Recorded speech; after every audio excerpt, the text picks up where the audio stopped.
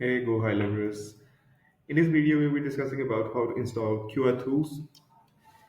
We are on the agency level right now. We can find for the app marketplace from here and search for QPath Tools.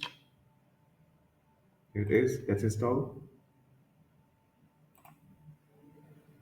It's up to you. You want to install it on any of your specific sub account. You can choose multiple sub accounts or you can choose them all.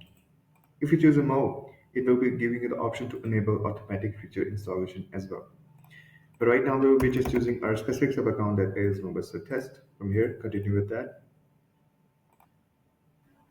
As you can see, now let's move forward towards our agency level, and from there we will be heading towards our sub account on which we have installed. See the install thing from here as well.